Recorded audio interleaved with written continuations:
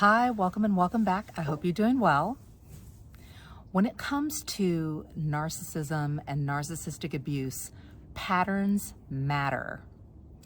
And with it being hoovering season, as I've talked about in other videos, you're going to want to examine patterns in your relationships in order to help you to discern and navigate relationship dynamics that you may be currently dealing with, especially if the narcissist in your life is trying to hoover you. And this can play out in a number of ways.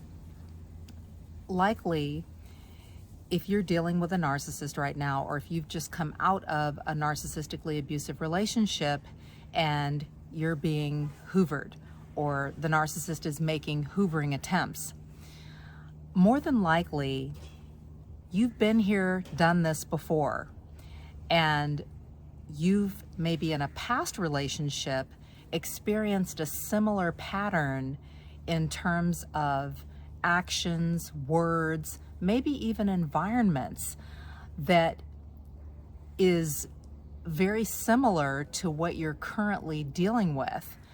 And you're going to want to take a step back, take time to maybe write down, even journal about what you're experiencing right now, but take some time during that journaling time to reflect on similar relationship dynamics that you've been in before, and maybe even specifically things that were said to you, specific phrases even, specific actions that were taken, the progression or timeline of the situation.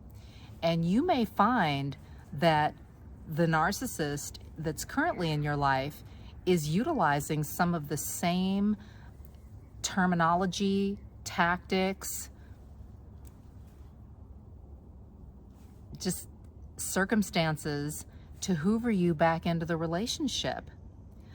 But you have an opportunity in your current situation to respond differently.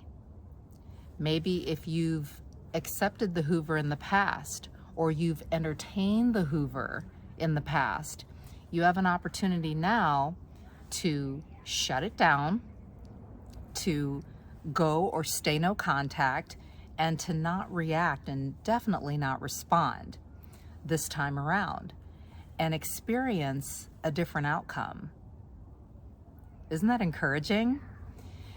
Now, you may not be able to see clearly patterns over time. And when it comes to narcissistic abuse, context is everything, and patterns do matter.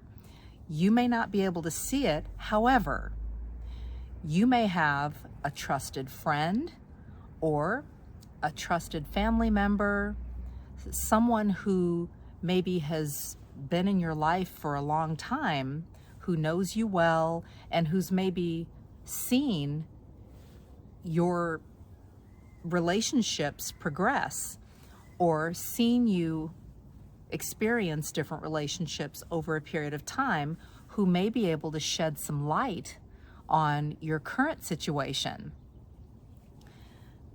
Specifically, say for example, if you are currently in a narcissistically abusive relationship, or maybe you've just exited a relationship recently, and the narcissist in your life is trying to hoover you back into the relationship. It's that time after all. If the narcissist is deploying different tactics to try to get your attention, to lure you into a conversation, to get you to engage, to get you to pay attention to me, notice me, and to get you to come back, future faking, dangling opportunities, or dangling things that would normally entice you, or that maybe enticed you before in the context of that relationship, to suck you back in, to get you to come on back in. Or sharing revelations. Oh my gosh, you know, I just realized I love you and I can't live without you. I want to be with you. It's got to be you and me.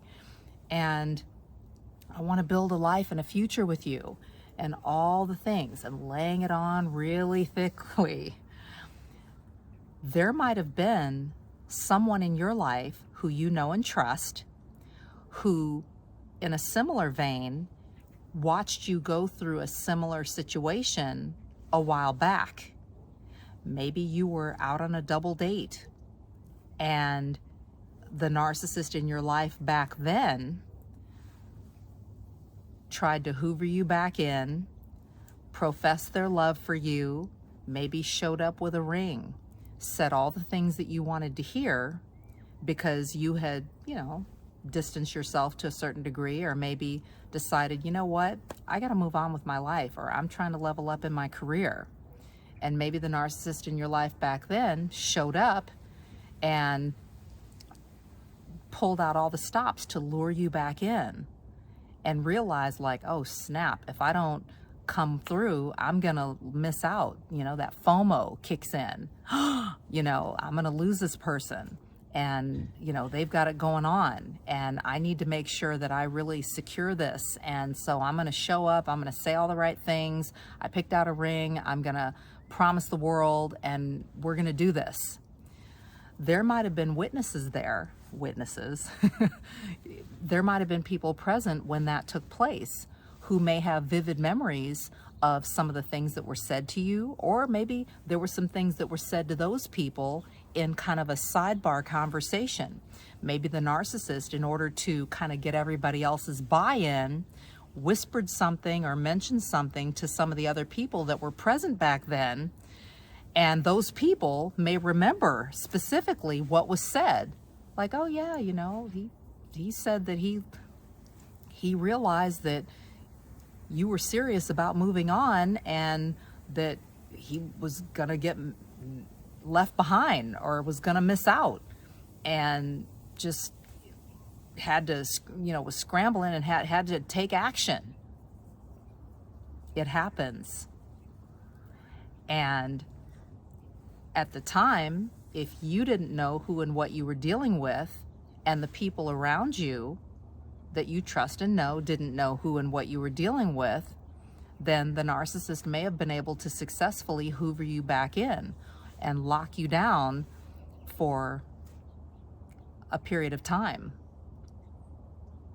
That being said, those same folks now, and especially if you now know who and what you were dealing with, and maybe you've been through a couple of relationships to where you've kind of gotten hit a few times in a similar fashion, those same people who were with you from the get-go, way back when, may have vivid memories of the kinds of things that were said to you, the kinds of things that were expressed, the way that the narcissist showed up, that they might be able to remind you of currently to help validate, you know, your decision to step back, go, or stay no contact, and just to reassure you like, no, you're doing the right thing because this is what happened, you know, X number of years ago, or this is what happened back in this relationship.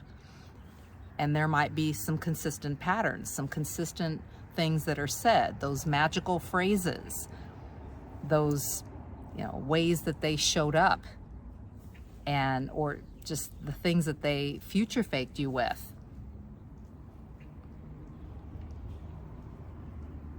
So that might be a conversation worthy of having, or that might be something worth tapping into, you know, within your network. Like, hey, you know, do you remember like how this played out, or anything about that?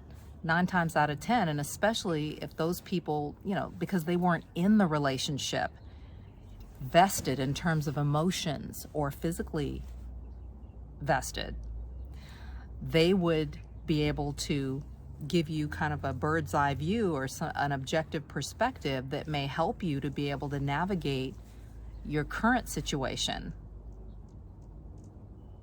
And people who really know you and who really care about you will have no problem doing that for you because they really love you.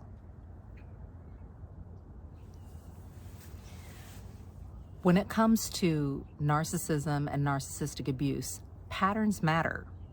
You may not be able to see the patterns that you've been through in your relationships over time, or you may not be able to identify specific details or recall specific details in how those patterns played out over time, but you may have people in your life who can and who do remember.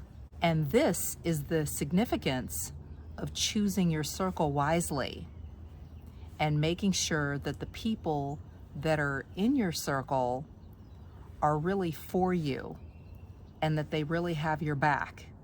Because during a time like this, when you're being actively hoovered, they will have your back and they'll be able to set you straight if you can't see things clearly. It's all good and it's all love. You're not alone and you're not crazy. Know who you're dealing with, know who you are. Take care, and I'll talk to you soon. Bye-bye.